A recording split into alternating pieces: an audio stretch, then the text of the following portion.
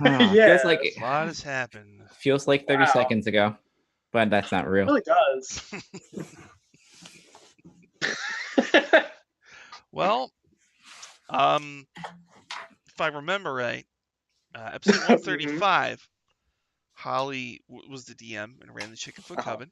I think it's been, yeah, I think. Then episode 136 was the PAX East 2019 show run by Kate Welch, which was really good. I really liked it. And this one is the most recent episode, episode 137, where the group plays like normal with Chris Perkins. And Shauna, you want to do a little recap, Rooney? Yep. So, the group finds that the children are missing, and what they had done is they wanted to go on their own adventures, go on the Jalaxel's ship. They took the owlbear. The owlbear went on a rampage, and the kids were basically kept kidnapped by Jalaxel, who, in probably slightly misguided ploy to get the Waffle Crew to do what he wanted. But the Waffle Crew goes, go to the ships. Evelyn has actually both Paulton and Evelyn have pretty tense conversation with Jalaxel, who reveals his entire manipulations. They storm off. The Strix and Diath sneak onto the ships, free the children, meet up with Paulton and Evelyn again as they encounter more drow on the other ship. So it's just basically just rampaging through Jalaxel's fleet and finding the children. Yes. And anybody in the chat, if you post something in the chat, it will appear on the screen, and we'll try to address it as we go.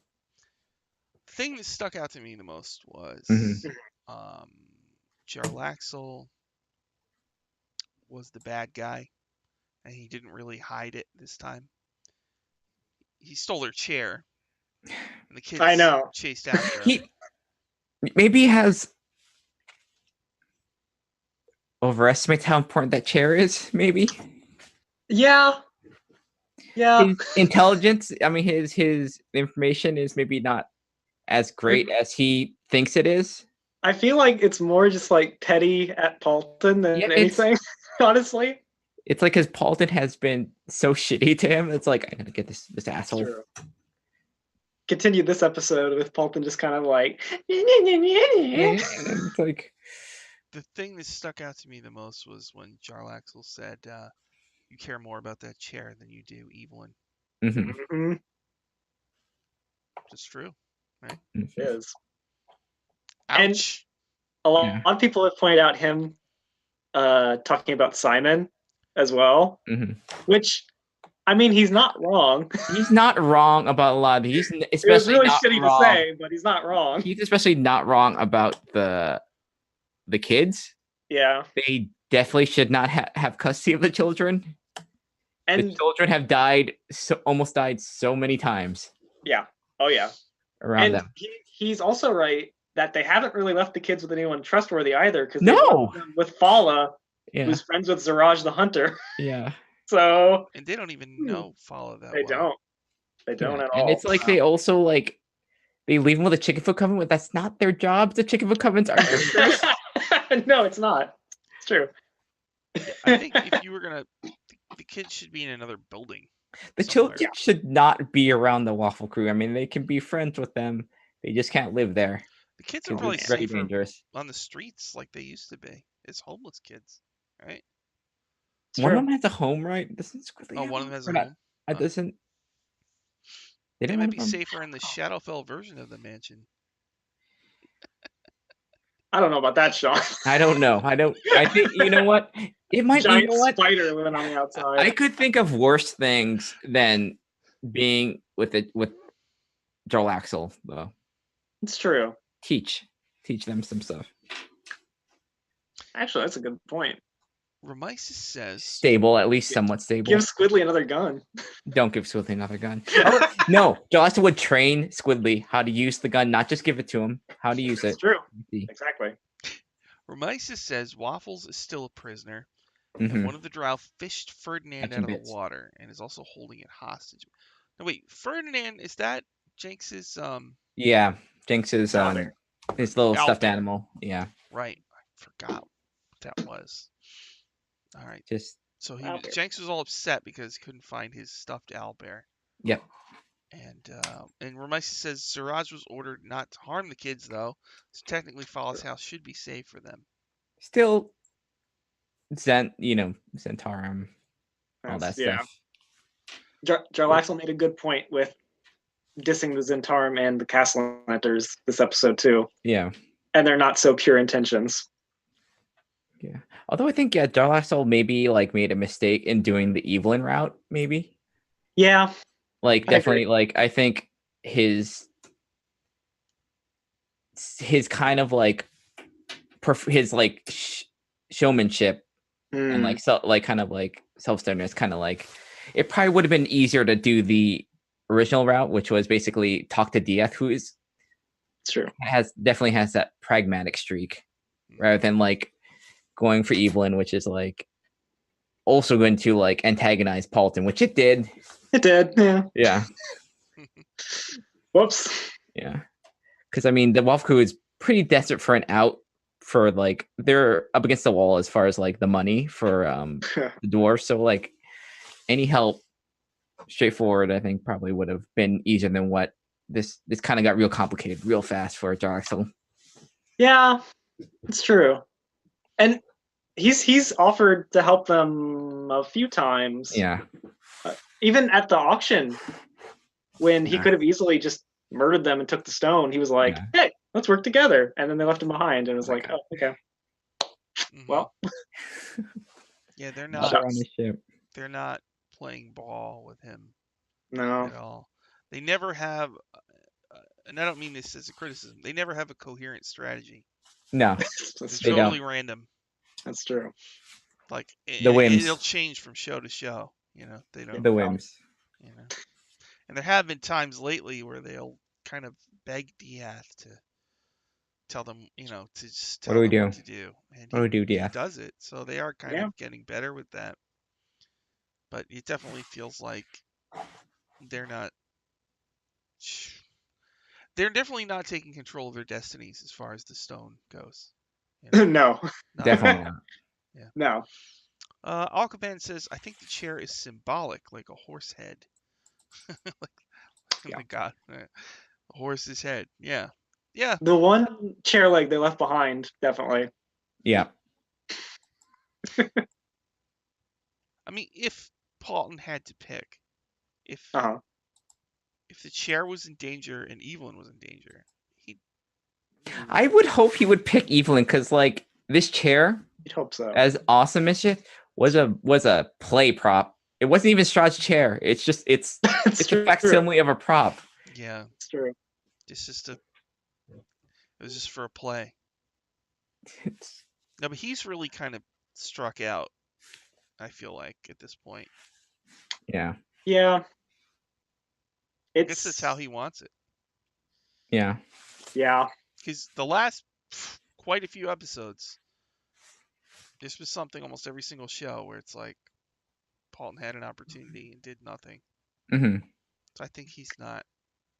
And Evelyn's brought up like how to get over love of your life and stuff like that as well. So it's like, oh boy. Yeah, it's like once Evelyn decides, it's probably over. You've had your chance. Yeah. Because it's been a while. The thing about Evelyn is there's nobody else, really. Or you think there's no one else.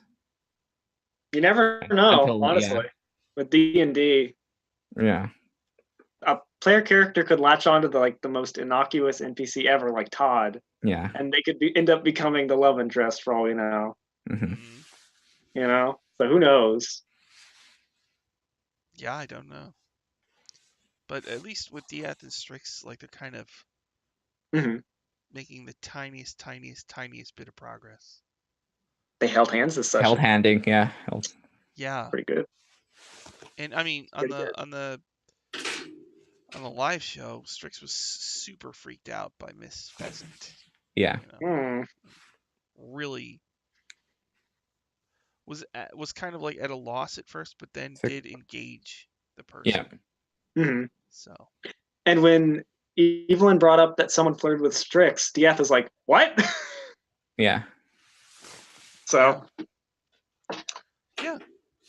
Yeah. So they go on the ship, and the first thing I was thinking was that Paulton kind of went on the ship alone, and Diaz and Strix are way back by the dock. Yeah. I'm just like, dude, you're going in alone? He's done this before. He almost died. He almost died because that person that caught him was about to break that staff over their leg. That broom. Oh God, yeah. Holy shit! Right. Everyone on that ship would have died if that had gone off. Yeah. I don't think even Jarlaxle could have taken that. Like, what is it? It was full. It was full of charge. I didn't even think of that. Did Chris do a roll for that? I think Chris had seen with that, like maybe like someone. I think maybe it was Holly. Was like, don't let him do that. I think Holly was like, don't let him do that. At least he's staffing the Magi. My God. Yeah. Can you imagine? I think there's a roll involved for that, right? I think it probably would have taken out a lot of the harbor. Just how big is it again? I mean, all right. I am shocked that Chris would have tried that. I mean, it's a 30-foot radius, but that's a big like it's. I mean, that's the thing with the staff, right? It's the staff of the Magi, right? You break it and it explodes. It makes a huge explosion. Yeah. It does a ton of damage. Let me just. And Chris had a sailor like just snap it. Yeah, you can use an action to break the staff over your knee or against a solid surface. Oh, that's a lot of hit. That's a lot of points. Hit points. Yeah. How much is it? It is 50 charges. It has 50 charges. Oh. If you're at the epicenter, it's 16 times. If you're 30 foot away, it's 4 times. So it's possibly like if you're at the outer edge, it's still 200. If you're at the center, it's 800 max. Yep. It's bad. Yep. There is nothing. There's nothing to resurrect. I feel like I need to go back and watch that part to see. I think it was definitely Holly that was like, no. Don't do that. Don't do it. Oh my God. Because it would have killed the kids. It would have killed everything. Yeah. That oh my God. That's a big ship, but like that would have killed everything. That probably That's a good point. Chris specifically said that the Scarlet Marpenoth was 30 feet below the other ship, so it would have been in the blast radius. It would have like holy shit. Yeah. I don't. Can you imagine? Oh my God. I mean, that thing is. It's not like. Oh my that gosh. Grenade, that bomb they had in Cholt, but it's pretty close. No, it's pretty bad though. It's pretty bad. I didn't even think of that. It's like I thought about the second. It's like, oh no. I want to go back and watch it again to see if Chris was really ready to just do that. I think he probably would have warned Nate. I think a little bit. Man, if he had just been adamant. I don't know. Try and fail, or did he just say they're starting to? I'm gonna have to go watch again. Yeah, that's very interesting. Because that's crazy. I think everybody was like, "Oh no!" He made a whole session, and he would have just blown the whole thing up.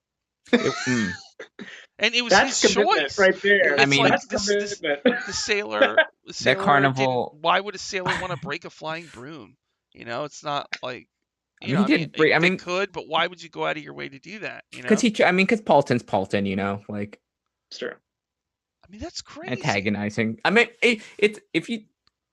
I mean, I wouldn't think it's a staff of a Magi. It's just like a jerk flying on a broom landing on my ship. That is so crazy. Remisis says, I was surprised Chris destroyed all of Paulton's instruments. At least the bugged loot is gone. Is Chris about to give him another new magical toy? Maybe. How did the instruments get destroyed? He either landed on them or they got broke up by the guy, right? Yeah. I think his loot definitely got snapped. What guy broke his loot? The sailor. Oh, the sailor did that too? Yeah. That's weird. Just have this. So he got on the boat and the sailors started breaking his stuff.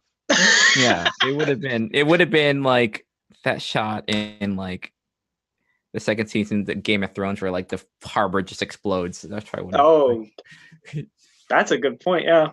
Yeah, the harbor. I mean, the ships are It's close wildfire. together. Just like boom. God. You know, Remises, you might be right. Maybe he's about to give him a new magical. Yeah, because I mean, he's going. down. He went out of his way to break the musical instruments. Yeah, because he hasn't had a mandolin or like a instrument. The bards. Unless the people on the boat know the harpers bugged the instrument, and Possible. that's why they broke. Maybe they know that the harpers have a habit of doing that, so they were breaking all of those things and trashing them to make sure that they couldn't listen in on what was happening. Right? That it would make sense. Yeah, that makes sense. I mean, Dareth is all about like secret spy stuff, so it makes sense. Yeah. Remises says he broke the lute, the castanets, and the bagpipes. The bagpipes, yeah. Forgot about Evelyn's panpipes, though. Okay. All right.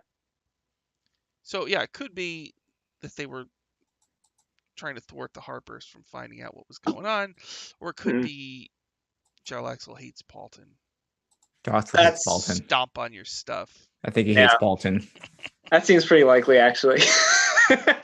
Destroying a bagpipe seems pretty frustrating, though, because if you stomp on it, I think it's going to make a noise. Hey, Phoenix.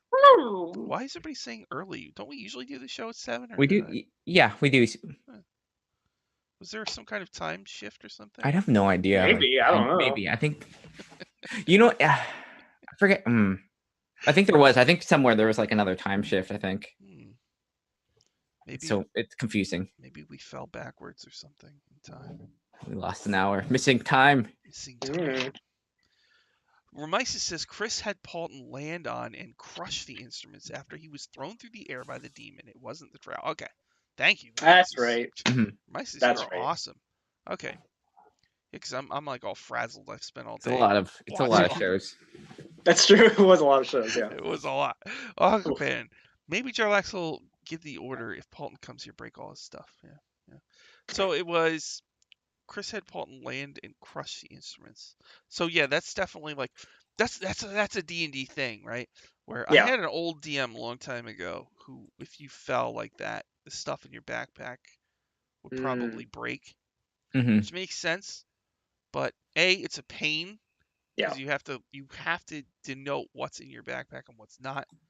And then B, it's hard as a DM like to remember what's in the backpacks, and just okay, wait, 2 potions break and they mix. Are you gonna roll in the mixing table? Am I really gonna take these potions away from them? And there's also stuff in older editions like if you got hit with fire damage and wearing a necklace of fireballs, there is a risk that it would just go explode on your neck and stuff. That's pretty cool. I like that. That is cool. I like that. I do like that. I think that's. Please don't hit me with fire and blow I think that's a really cool one. Because you could keep it protected. Somewhere else. Although it might take an action to get them out, or you can just have them on your necklace at the ready, but you're risking getting totally exploded. Forever. Although if they're close enough to you, that might be good. Actually, who knows? Yeah. So let's see. Do we miss anything? They went on the boat. They snooped around the boat. Evelyn is fed up with disappointed with Jarlaxle. And bitterly started rooting through his stuff. And then rampaged through his fought a bunch of spiders. They walked right past his pinata spiders. Yep. Which are dead spiders now. They're high enough level where it's just like they don't even. Yeah, whatever. But Evelyn's so tanky at this point. True. Yep, they walked right through the spiders. They went around and looted. Diath and Strix spent a lot of time swimming. Yep, they did. Infiltrating. Actually, the infiltration actually was pretty successful. Like, the good idea to do was swim down there, then like dual Misty Step into the. And Chris rolled for a random porthole, and they just happened to go up to one that had the kids in it. It was like, oh, okay. Although like. And hey, I remember going to that room and looting everything in it. Yeah, although Strix is gonna have to deal with however long they have Squidly for with calling her mom. God, yeah. Because that was part of like to keep Squidly quiet. Remises that lock of Evelyn's hair they found was pretty creepy, as was the magical perfume that knocks you unconscious. I didn't know it knocked you unconscious. That is weird. So come on. Some Bill Cosby stuff there with Jarlaxle. See, that's really weird because that's not how I see Jarlaxle. Really, you know, I don't know. Maybe I'm biased. He seems like you beat up Jarlaxle. Listen. He killed my friend. And no hard feelings really. in the R.A. Salvatore books. I have not really. I feel like he wouldn't be. He's like he's a bad guy for the most part, but he's chaotic neutral. Like he's the only villain in Dragon Heist that's not evil, you know. Mm-hmm. And he's a lot more of a charmer. I feel like, you know, like he's not a creep really. Like if you say no, he's gonna be like, okay, whatever. I have other people I can do, you know, whatever. Mm-hmm. But you're right, Remises. That was really weird. All that stuff. Didn't they also find a letter that Evelyn had wrote to him that he had saved? Yep. Yeah. And again, Paulton had almost no reaction at all. That's true. You know. That's true. That's another dangling plot line there. Is the Paulton's wife. Yeah. Dead wife. Oh yeah. Yeah. I remember they brought up the lock of hair at the end of the session. They're like, "Oh, it's really creepy." And Chris said that, like, maybe she did give it to him that night that she got drunk. You know, she doesn't know. Which, well, you know, that gets into all sorts of weird stuff. But you know, it's a thing. It's a thing. I don't know. Phoenix, like those exploding battle royale collars. So I think it was a movie, right? Yep. I think I saw that a long time ago. Swimming and holding hands. They were seals, and then they weren't seals. Why did they go from seals to non-seals? There was a shark. And then Zelipharn burst out of the water and ate the shark. Oh. And did they engage the dragon at all, Zelipharn? They didn't. He just kind of like appeared. I think Diath said that he was hungry and they should get out of the water, so they did. They run into this dragon 2 or 3 times, and every time they they ignore it. Poor Zelipharn. He's a cool dragon. guy. It's Dungeons and Dragons. Chris really wants them to mess with Zelipharn. It's very obvious. Remises says that Chris was really baiting Nate to have Paulton show a reaction. But Nate seems pretty set. Doing that the entire season. Nate seems pretty set in having shipping moments happen on his own terms.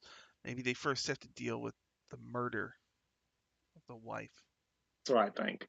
Honestly. You might be right, but the problem is that he's waiting for that, but I don't think anybody else is waiting. They're ready to move past it and just whatever. It's true. I don't know. It's true. All it's gonna take is one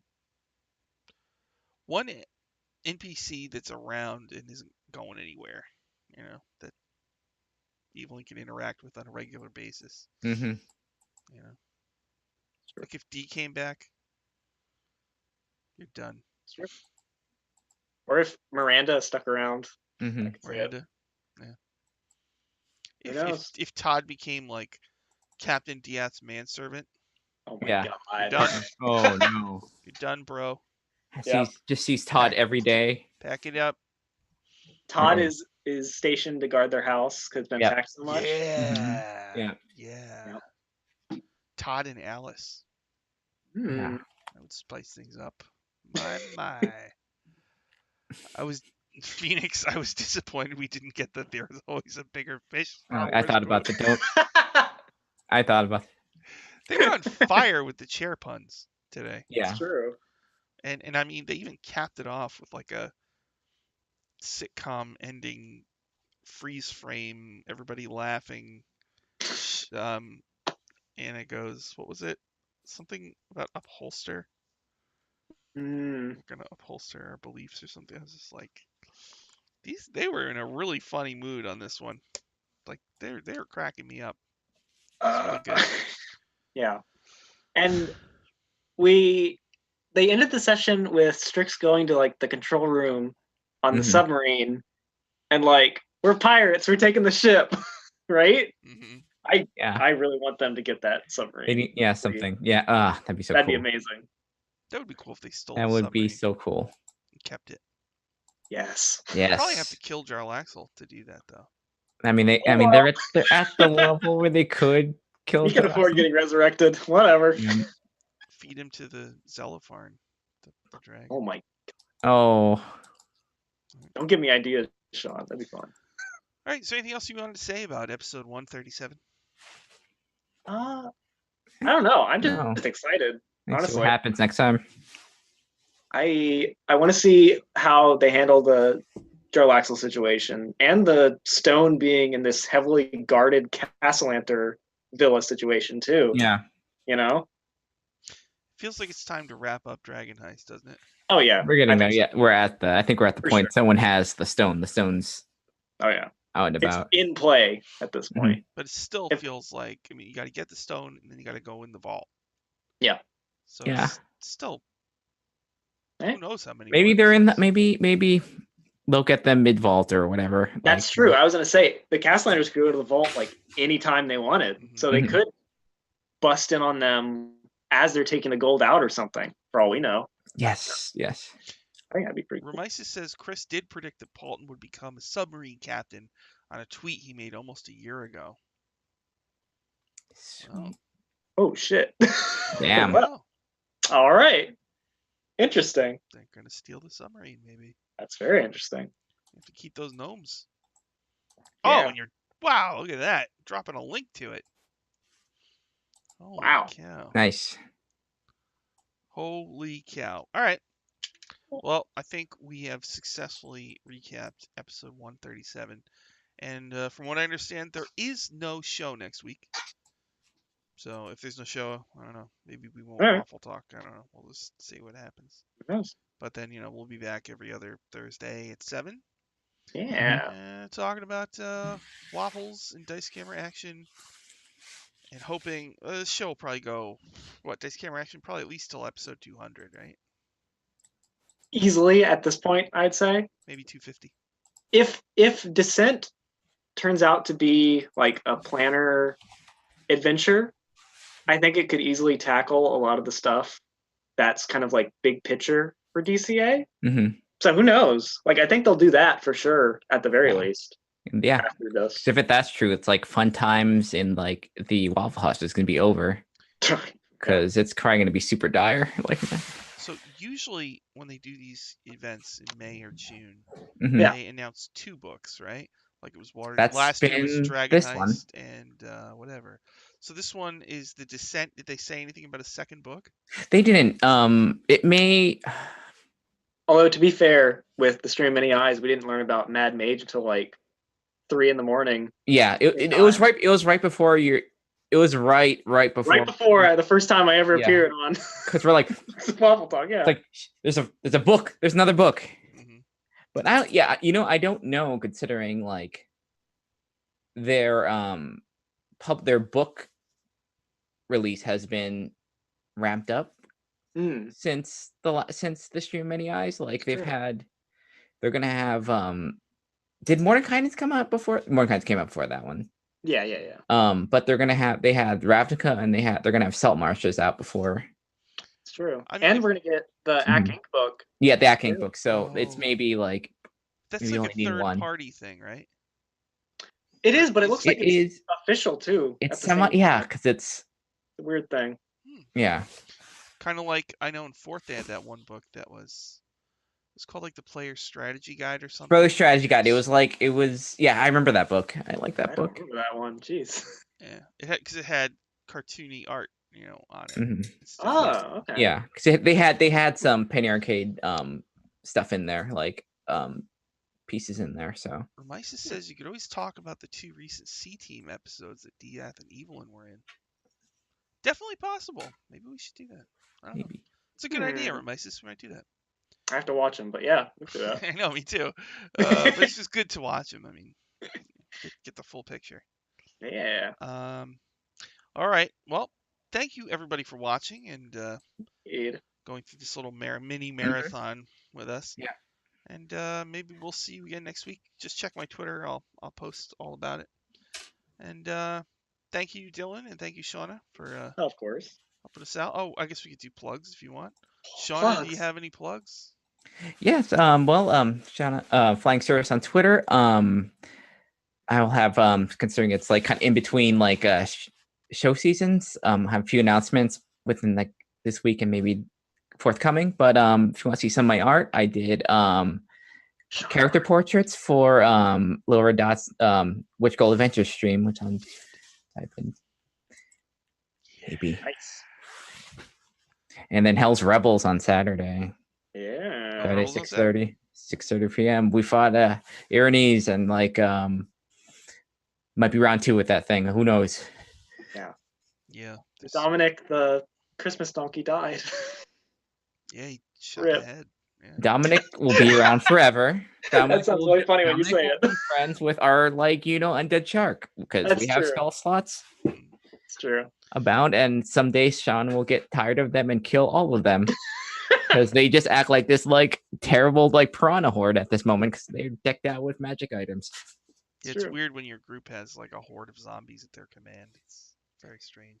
Yeah, they're kitted out, I think, more so than a 5th level adventurer. They're almost kitted out. I think they're kitted out than some of us are, I think. Yeah, whatever. We keep finding swords. It's just yep, give it to the zombie. But yeah, that's it. I actually had to sit there and write down every magic item that the zombies had. All their names. 1 or 2.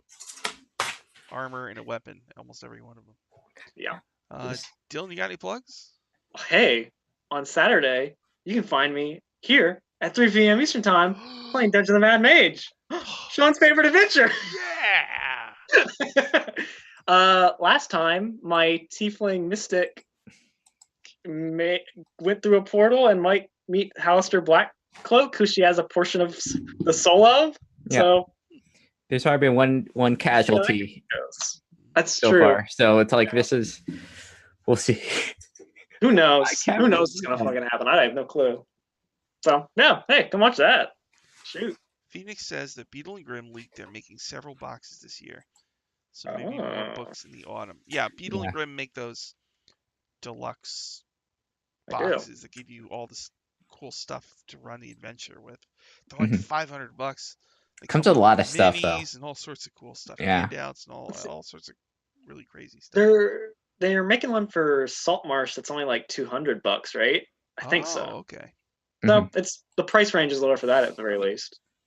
If they're doing a planar adventure, then to me maybe the other book would be Sigil Planescape book. Don't get my hopes up, Sean, please. I guess maybe something like something like the way they did Eberron. Yeah, that could work. That could work. They do have the Ravnica book as kind of like a roadmap for that sort of thing.